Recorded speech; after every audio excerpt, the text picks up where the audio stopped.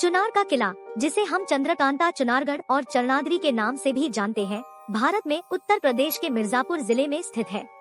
यह वाराणसी से 23 किलोमीटर 14 मील दक्षिण पश्चिम में और सोनभद्र से लगभग 100 किलोमीटर की दूरी पर स्थित है।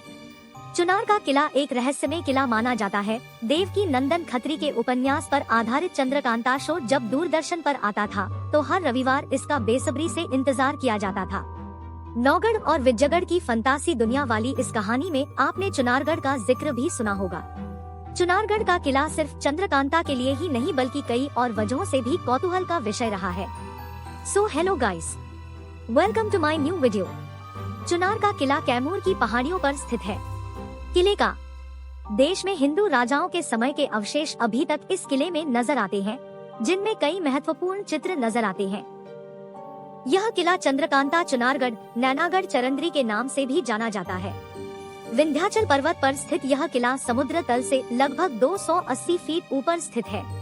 इतिहास 56 ईसा पूर्व का है, जब राजा विक्रमादित्य उज्जैन के शासक थे। फिर यह मुगलों, सूरी, अवध के नवाबों और अंत में ब्रिटिश राज ने 1947 में किले पर कब्जा कर लिया, जब भारत को स्वतंत्रता मिली। किले का दक्षिण पूर्वी भाग गंगा नदी के चट्टानी तट पर है। यह किला एक समय हिंदू राजाओं का केंद्र हुआ करता था। इस किले के साथ ढेर सारे लेजेंड्स जुड़े हुए हैं। एक मिथक के अनुसार इस किले का संबंध राजा बाली से रहा, जिसके कारण इसे चरंद्री कहा जाता है। माना जाता है कि भगवान विष्णु यहाँ वामन के अवतार में आए और उन्होंने राजा बाली से 3 पग जमीन देने का आग्रह किया और राजा इसके लिए तैयार हो गए। इसके बाद भगवान विष्णु ने समस्त पर्वत, जिस पर चुनारगढ़ का किला था, अपना पैर रख दिया। दूसरी कहानी इसे उज्जैन के राजा विक्रमादित्य से जोड़ती है। माना जाता है कि महाराजा विक्रमादित्य ने इस किले का निर्माण अपने साधु भाई भर्तृहरि के लिए किया था। भर्तृहरि गोरखनाथ के परम भक्त थे। जीवन भर वे इसी महल में रहे और इसके बाद उन्होंने यही समाधि ले ली। तब से माना जाता है कि गुप्त रूप से भर्तृहरि अभी भी अपनी समाधि के पास है। यह किला लगभग 5000 वर्षों के इतिहास का गवाह है। जिस पहाड़ी इस किला स्थित है, उस पहाड़ी की प्राकृतिक संरचना मानव चरण के आकार की है, इसलिए इसका एक नाम चरणाद्रीगढ़ भी है। इस किले का इतिहास महाभारत काल से भी प्राचीन है। किले को शुरू में राजा सहदेव ने 1029 ईस्वी में बनाया था। फिर 1532 में शेर खान, 1538 में शेर शाह सूरी और अकबर 1575 ईस्वी में इसका पुनर्निर्माण किया गया था। 1529 में एक घेराबंदी के दौरान बाबर के कई सैनिक मारे गए थे। शेर शाह सूरी ने 1532 में चुनार के एक गवर्नर ताज खान सारंग खानी की विधवा से शादी करके किले का अधिग्रहण किया। ताज खान इब्राहिम लोदी के शासनकाल के दौरान राज्यपाल था। शेरशाह को भी एक अन्य विधवा से विवाह करके बहुत धन प्राप्त हुआ। फिर उसने बंगाल पर कब्जा करने के लिए अपनी राजधानी को रोहतास में स्थानांतरित कर दिया। हुमायूं ने किले पर हमला किया और शेर शाह सूरी को बंगाल छोड़ने के लिए कहा। उन्होंने यह भी कहा कि वह चुनार और जौनपुर के किले का अधिग्रहण नहीं करेंगे। हुमायूं ने भी खजाना मांगा और शेर शाह को मुगल संरक्षण में आने का प्रस्ताव दिया। जब हुमायूं बंगाल के रास्ते में था, शेर शाह सूरी ने फिर से किले पर कब्जा कर लिया।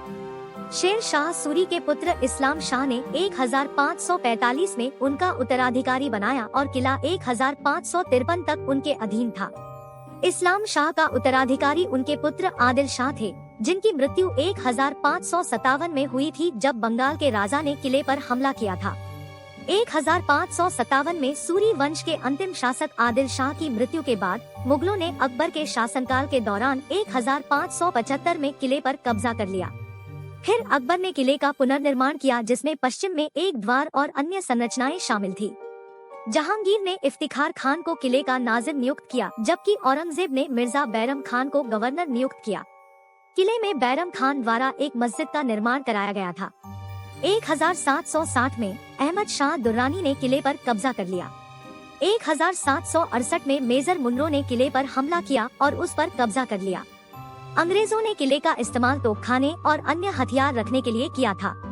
महाराजा चेत सिंह ने कुछ समय के लिए किले का अधिग्रहण किया, लेकिन 1781 में इसे खाली करा लिया। 1791 में यूरोपीय और भारतीय बटालियनों ने किले को अपना मुख्यालय बनाया।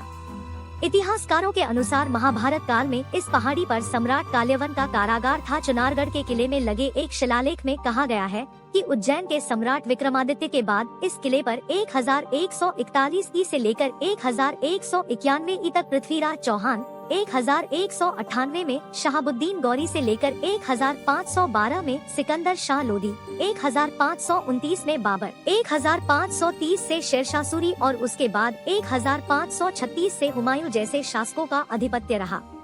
जब शेरशाह सूरी से हुए हुमायूं का युद्ध हुआ था तो हुमायूं ने इसी किले में शरण ली थी। मराठा शासन के दौरान मराठों की कालिंजर इन्फेंट्री बनारस सूबा से चौथ वसूल करती थी, जिसका क्षेत्र चुनार तक फैला हुआ था। 1764 में कालिंजर मराठा घुड़सवारों ने पानीपत में उनकी हार के लिए रामपुर के नवाब को दंडित करने के लिए किले पर कब्जा कर लिया। चैत सिंह के साथ संधि के बाद 1804 तक मराठों ने किले पर हमला करना जारी रखा। यह मराठों और रामपुर के नवाब के बीच विवाद की जड़ थी। 1794 में कालिंजर के यशवंत राव भट्ट के नेतृत्व में मराठों ने बनारस को बर्खास्त कर दिया और बनारस की लड़ाई में नवाब हाजी मीर खान को मार डाला। चुनार का किला बरगाही और बघेलिया सेनानियों के पास था, जो नवाब द्वारा नियोजित भाड़े के सैनिक थे। 1815 के बाद से किले को कैदियों के लिए एक घर के रूप में इस्तेमाल किया गया था। 1849 में महाराजा रंजीत सिंह की पत्नी रानी जीन कौर को कैद कर लिया गया था, लेकिन वह बच निकली और काठमांडू चली गई। 1890 के बाद किले को कैदियों के लिए जेल के रूप में इस्तेमाल किया जाने लगा।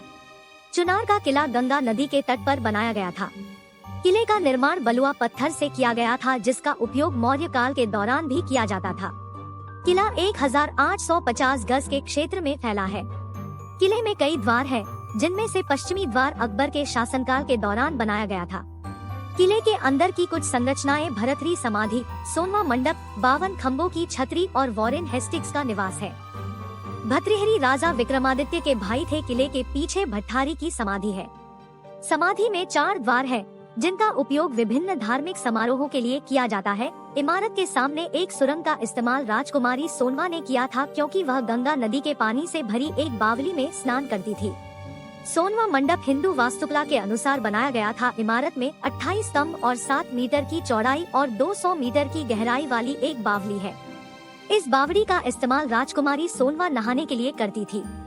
राजा महादेव ने अपनी बेटी सोनवा द्वारा 52 शासकों को हराकर मिली जीत को याद करने के लिए इस संरचना का निर्माण किया था। हारने वालों को जेल में डाल दिया गया। सोनवा का विवाह आल्हा से हुआ था, जो महोबा के राजा का भाई था।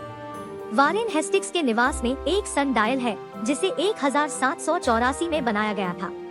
इमारत के पास एक छतरी है, जिसे राजा सहदेव ने 52 शासकों की हार के उपलक्ष्य में बनवाया था। निवास को अब एक संग्रहालय में बदल दिया गया है। किले के दक्षिण पश्चिम दिशा में संत शाह कासिम सुलेमानी की दरगाह या मकबरा स्थित है। संत का मूल अफगानिस्तान था और वह अकबर और जहांगीर के शासनकाल के दौरान यहाँ रहते थे। 27 साल की उम्र में वह मक्का और मदीना की तीर्थ यात्रा के लिए गए। लौटने के बाद बहुत सारे लोग उनके शिष्य बन गए। अकबर उससे नाराज था, क्योंकि संत धर्म पर राजा के दृष्टिकोण से सहमत नहीं थे। संत को लाहौर भेजा गया। जब जहांगीर गद्दी पर बैठा तो उसने संत को मारने का विचार किया, लेकिन वजीरों से परामर्श के बाद उसे चुनार के किले में कैद कर दिया, जहां संत की मृत्यु हो गई और उसके अनुयायियों ने उसके लिए एक मकबरा बनवाया। चुनारगढ़ किले ने अनेक उतार चढ़ाव देखे हैं। समय के साथ साथ तत्कालीन शासकों ने इस पहाड़ी पर अलग अलग शैलियों में समय की आवश्यकतानुसार निर्माण कराया। चुनारगढ़ भारत का सबसे बड़ा तिलिस्मी और रहस्यमय किला है। इसका प्रमाण इसकी बनावट है। इस किले को ध्यान से देखने पर ही इस किले के तिलिस्म को समझा जा सकता है। बलुआ पत्थर से निर्मित चुनारगढ़ के इस किले के हर पत्थर पर किसी न किसी तरह चिन्ह या संकेत है। एक अजीब सी भाषा लिखी हुई है, जिसे आज इस आधुनिक युग में पढ़ना या समझना मुश्किल है। इसलिए कहा गया है, जिसका जर्रा जर्रा तिलिस्मी है, उसका नाम चुनारगढ़ है। पत्थर के इस किले में कई विशाल गहरी और रहस्यमयी सुरंगों का मुहाना है, जिसकी सीमाओं का कोई पता नहीं है। चुनारगढ़ किले में सुरंगों का एक जाल सा बिछा है। चुनार नगर के नीचे कई जगह इसके प्रमाण आज भी मौजूद है एवं समय समय पर इसके संकेत मिलते हैं। इसके अलावा इस किले में कई गहरे तहखाने हैं, जो कि गुप्त रूप रास्तों से एवं एक दूसरे से जुड़े हैं।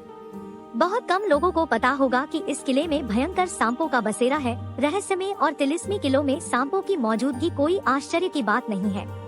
दूर से देखने पर यह किला दिमाग में एक अजीब सा कौतूहल पैदा करता है। हर आदमी यह जानने को बेचैन हो उठता है किले नीचे बंद तहखानों में क्या है। यही इसका रहस्य भी है। किले के ऊपर एक बहुत गहरी बावली है जिसमें पानी के अंदर तक सीढ़ियां बनी है एवं इसके दीवारों कई तरह के चिन्ह बने हैं। किले में ऊंचाई पर 52 खम्भों पर बना हुआ 16वां मंडप है जिसके नीचे रहस्यमयी और तिलिस्मी तहखाना है जिसमें हर वक्त अंधेरा रहता है। लोग इसे काल कोठरी समझते हैं लेकिन यह केवल एक भ्रम है। तहखाने में कई बंद दरवाजे हैं। इन दरवाजों से किले के भीतर जाने का रास्ता है। किले के भीतर बहुत सारे गुप्त स्थान और रहस्यमय कोठरियां हैं। हर किसी के मन में यही सवाल है, आखिर चुनारगढ़ किले में इतना गहरा तहखाना, इतनी गहरी सुरंगें क्यों और किस कारण से बनाई गई है। सबसे बड़ा रहस्य इसमें छुपे हुए खजाने को लेकर है। यह एक बहुत बड़ा सत्य है कि खजाना इसी किले में कहीं सुरक्षित है। इस किले का एक महत्वपूर्ण नक्शा भी है जो किसी के यहाँ कैद है। नक्शे को लेकर कई प्रभावशाली राजनीतिक लोगों के बीच आपसी तनातनी भी हुई जो कि इस किले की दुर्दशा का एक बहुत बड़ा कारण है। ना जाने कितने लोगों ने लोभ और लालच में आकर अपने जान हाथ धो बैठे। किले कई सारे खतरनाक स्थान है। भारत की आजादी के बाद इसके कई खतरनाक गुप्त दरवाजों, सुरंगों, मुहानों को बंद कर गया। भारत की आजादी के बाद चुनारगढ़ किले के वास्तविक स्वरूप को बहुत ज्यादा नुकसान हुआ है। इसका सबसे बड़ा कारण है किले पर P.A.C. का अवैध कब्जा। लगभग 50 वर्षों से इस किले पर PAC का अवैध कब्जा है। मुझे आशा है कि आपको यह वीडियो पसंद आया होगा। Thanks for watching. Please do like, share and subscribe my YouTube channel for more videos.